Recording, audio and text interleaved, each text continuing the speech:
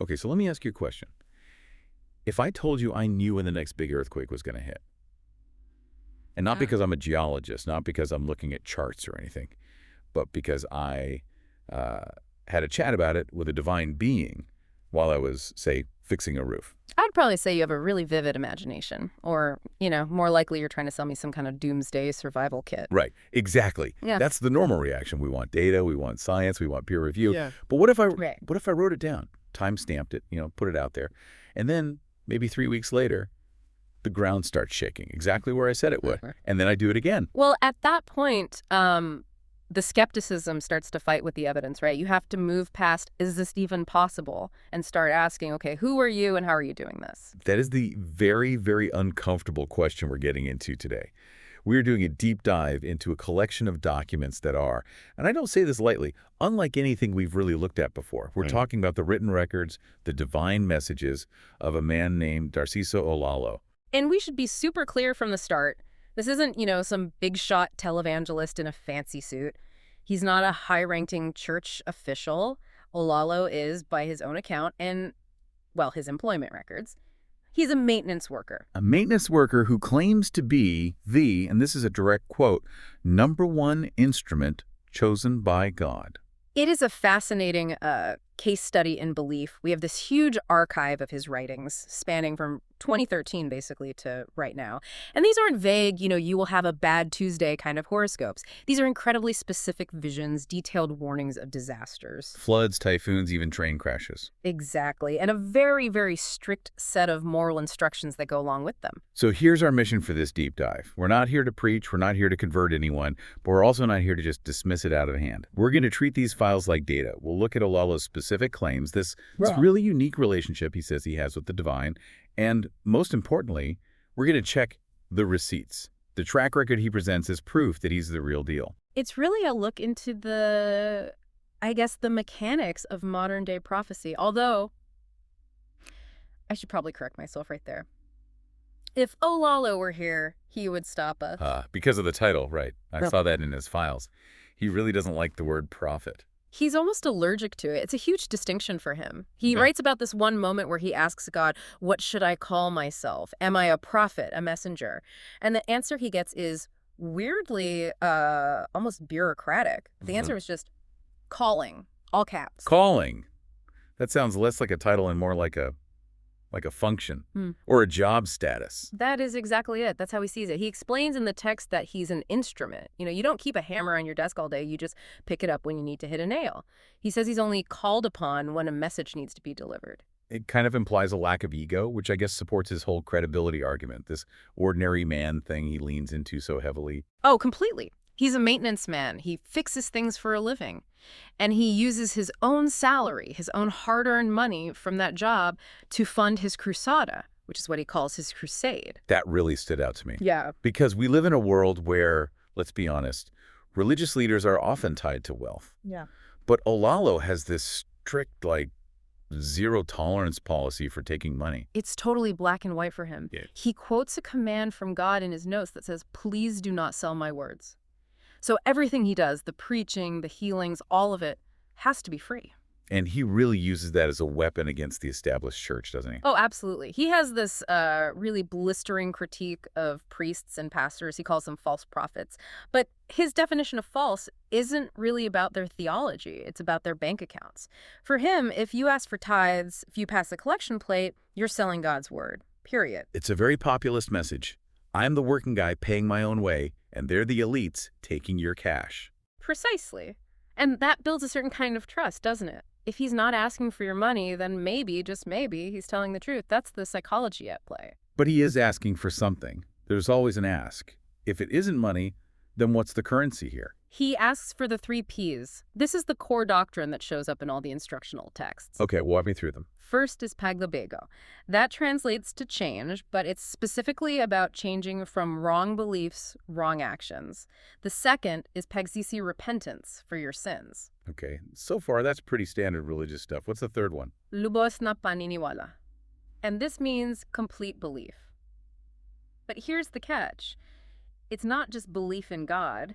It is complete belief that Narciso Olalo is being used as God's instrument. You have to accept the messenger to get the message. And I read something in there about conditional faith being a big problem for him. What's that about? Yeah, that's like the fine print. The texts say God really dislikes conditional believers. You know the type. People who pray, God, if you get me this job, I promise I'll start going to church. Bargaining prayers. Exactly. Olalo's message is that faith has to be absolute. No negotiations, you just submit. If your belief depends on you getting something out of the deal, he says it doesn't count. Okay, so we get the man, we get the framework. Yeah. But I want to talk about the visions themselves. Because when I read this stuff, I'm expecting, burning bushes, booming voices. But his descriptions are so strangely casual. That's maybe my favorite part of all this. It's what you could call the best friend dynamic. He literally calls Jesus best friend. Capital B, capital F, best friend. And the scenes he paints are not terrifying or epic. They're domestic. They're just two guys hanging out. There's a vision where he and Jesus are in a boat just rowing. Another one where they're fixing a roof together because it's too hot. It brings the divine down to the level of manual labor, which I guess fits his whole persona. It really does. But those hangouts are almost always metaphors. You have to look closer. Take the cleaning vision. Is that the one with the mop? Yes. He sees this guy trying to clean a really dirty floor with a mop, and it's just not working. And Jesus steps in, not with a miracle, but with, janitorial advice. He says, you just splash it with water and use a hose, wash it all out. Which sounds like great advice until you think about what a hose means on a global scale. Exactly. The washout is a flood. The dirt is sin. The hose is a typhoon. He's describing a global cataclysm like it's a simple cleaning chore. And the ceiling vision was kind of the same thing. Yep. He's with Jesus, and they decide to take the ceiling off a house because it's sweltering hot. They physically remove it.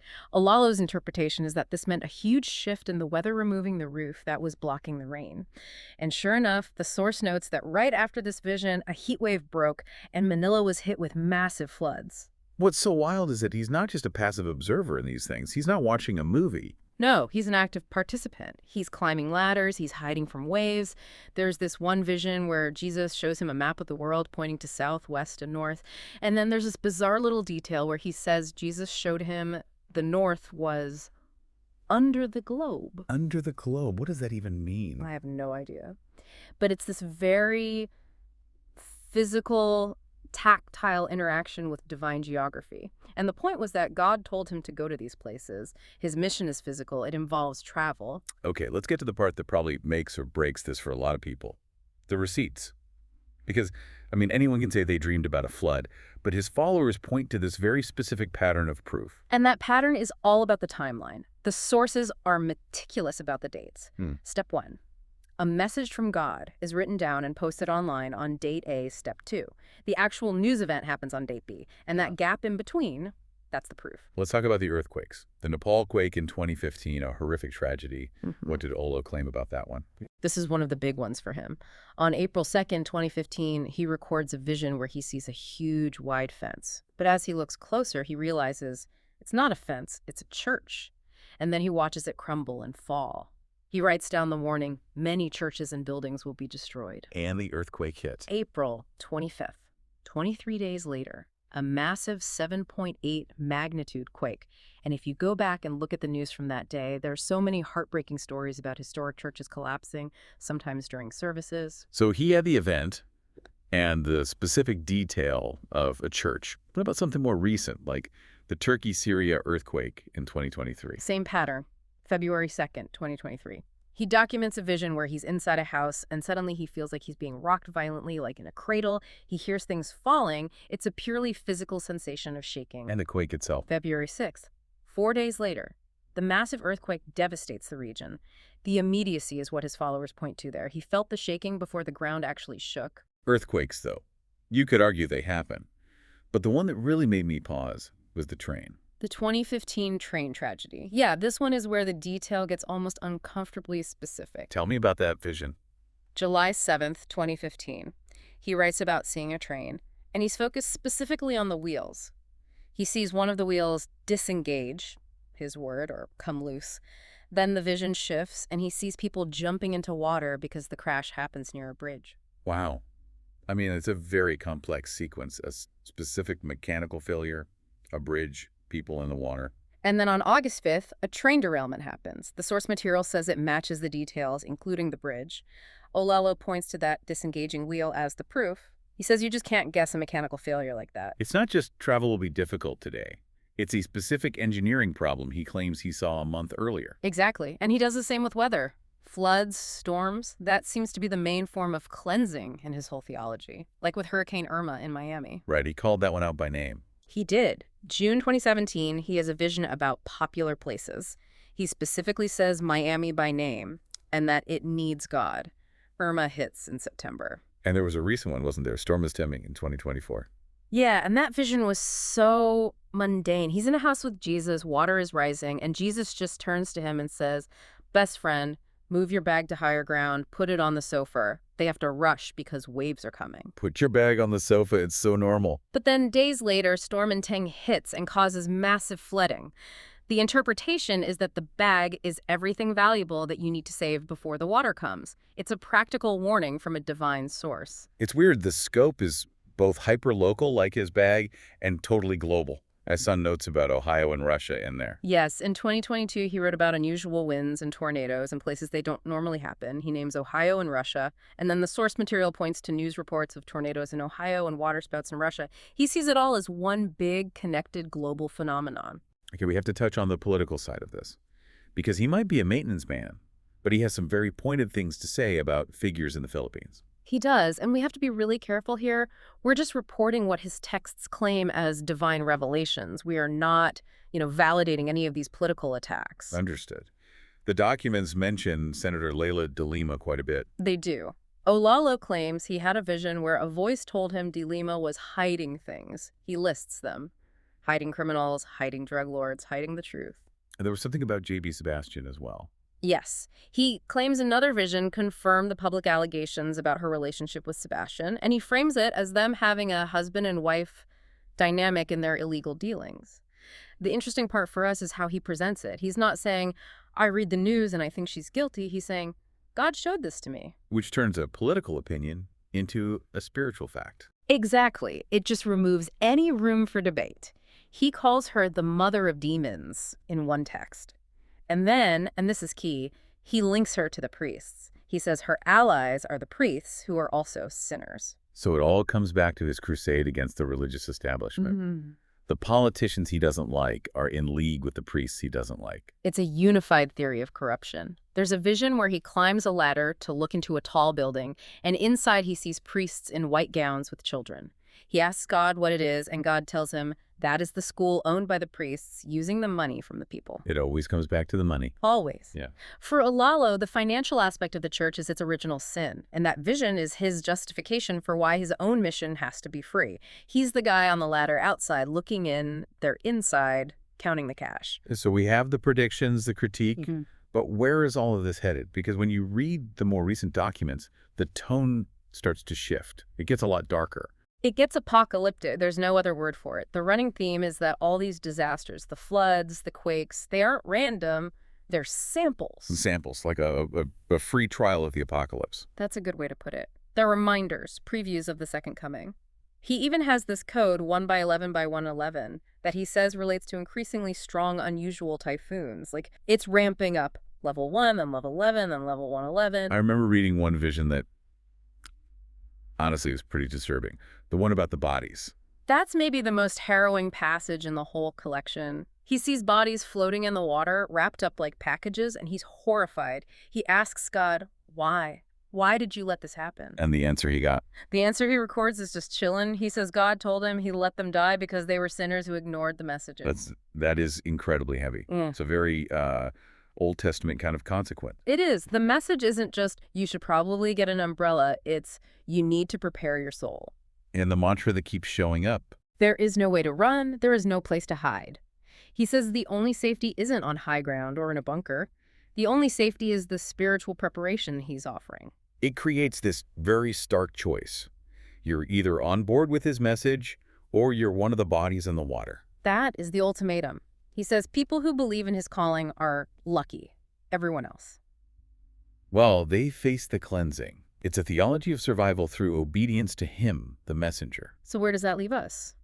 We have a maintenance worker who refuses the title of prophet, but acts exactly like one. He claims to have the timestamps to prove he predicted a train derailment, a massive earthquake. Narciso Olalo is a very specific kind of modern spiritual figure. He doesn't need a church. He has Facebook. He doesn't need a degree in theology. He has a best friend. He seems to appeal to people who feel let down by the system. I think that's it exactly. If you feel like the government failed you or the church is just after your money, here comes this guy in work clothes who says, I know why this is happening, and I won't charge you a thing. He offers cause and effect in a world that feels random and chaotic. Right. When a storm hits, most of us just see a weather pattern. Olalo says, no, this is happening because you ignored the message I posted 2 months ago. It gives meaning to the chaos, even if the meaning itself is terrifying. And it forces you back to the timeline. You look at the Nepal prediction, you look at the train prediction. The dates are there. You can argue about what it means, but the posts exist. And that's the challenge he leaves you with. You can dismiss the theology, you can dislike the politics, but then he just points to the calendar and says, explain this. Which leaves us with a final thought to mull over. Science is great at telling us how things happen. Plate tectonics, low-pressure systems. But Olalo claims to tell us why. And if a maintenance worker correctly predicts a train derailment weeks before it happens, does the source of that information matter more than the accuracy of the prediction itself? And if he's right that these are just samples, what does it mean if the real cleaning is just getting started? That's the question that kind of keeps you up at night. That's it for this deep dive into the calling of Narciso Olalo. Check the sources, look at the dates, and decide for yourself. We'll see you on the next one.